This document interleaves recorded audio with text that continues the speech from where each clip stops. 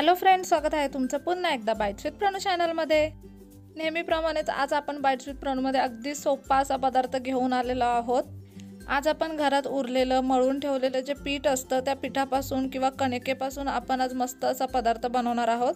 त्यासाठी सगळ्यात पहिल्यांदा तर आपण हे पीठ घेतलंय जे आपलं उरलं होतं, साधारणतः एका चपाती एवढं हे पीठ आहे। त्याला ना थोडंसं तेल लावून मस्त असं मळून घेतलंय। आता गव्हाचं पीठ आपण घेतलेलं आहे लाटण्यासाठी आणि ह्याची एक मस्त अशी पोळी लाटून घ्यायची आहे मोठ्या आकाराची।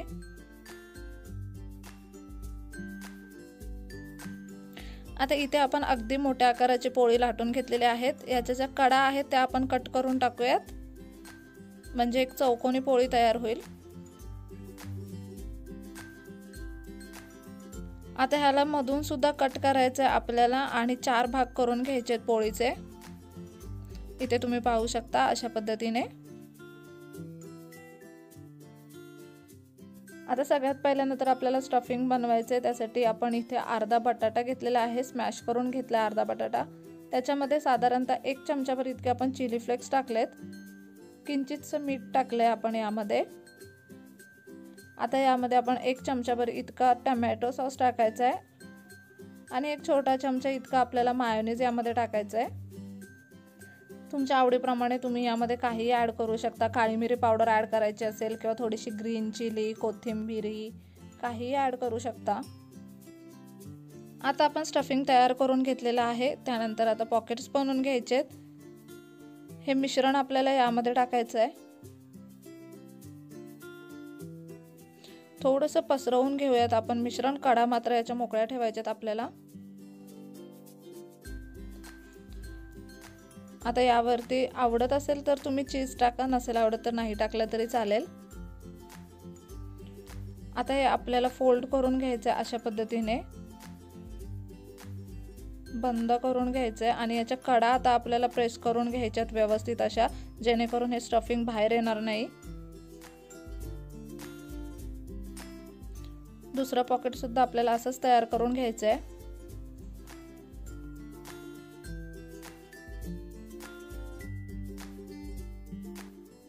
आता ना लाटण्याच्या साहाय्याने हलक्या हाताने प्रेस करून घ्यायचं आपल्याला, जेणेकरून जे आपण मिश्रण भरले आतमध्ये ते सगळीकडे व्यवस्थित पसरलं जाईल।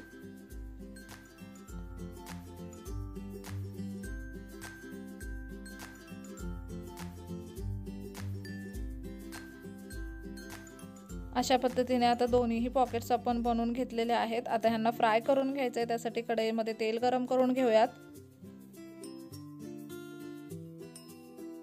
एक एक करूनच आपण हे पॉकेट्स फ्राय करून घेणार आहोत, कारण व्यवस्थित आकाराचे झालेले आहेत ते। मीडियम लो फ्लेम वरतीच पॉकेट्स आपल्याला फ्राय करून घ्यायचेत। मस्त असे 3-4 वेळा आलटून पलटून फ्राय करा, म्हणजे ते अगदी छान कुरकुरीत बनतात।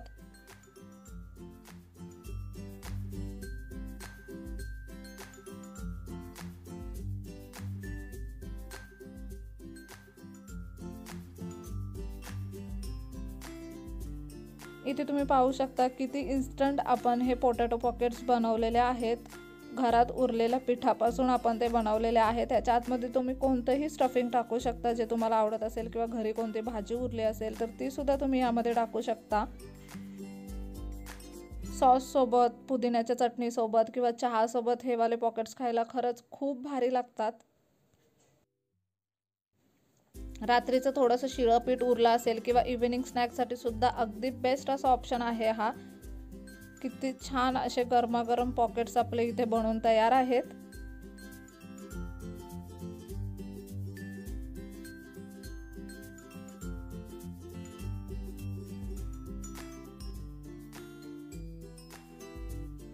अगदी कुरकुरीत बनलेत। आतून चीज टाकल्यामुळे ते खरंच खूप छान लागतात खाताना, आणि मिश्रण सुद्धा सगळीकडे लागलं गेलंय। अगदी गरमागरम असतात, थोडेसे गार झाल्यावरच खायला घ्या। चीज पूर्णपणे इथे मेल्ट झालेला आहे आणि स्टफिंग सुद्धा पाहू शकता तुम्ही अगदी परफेक्ट झालेले आहे। आपण जे बटाट्याचं मिश्रण बनवलंय ना, ते पूर्णपणे पॉकेट्सला आतमध्ये लागलं गेलंय। मस्त असे 2 लेयर बनतायत पॉकेटचे। दिसायला जितके छान दिसतायत ना, हे खायला तितकंच अप्रतिम लागतं। अतिशय सोपी रेसिपी आहे। नक्की ही रेसिपी घरी ट्राय करा। व्हिडिओ कसा वाटला कमेंट बॉक्समध्ये नक्की सांगा। चला तर मग पुन्हा भेटू अशाच एका नवीन व्हिडिओ सोबत। तोपर्यंत मस्त खा, भरपूर फिरा आणि आनंदी रहा।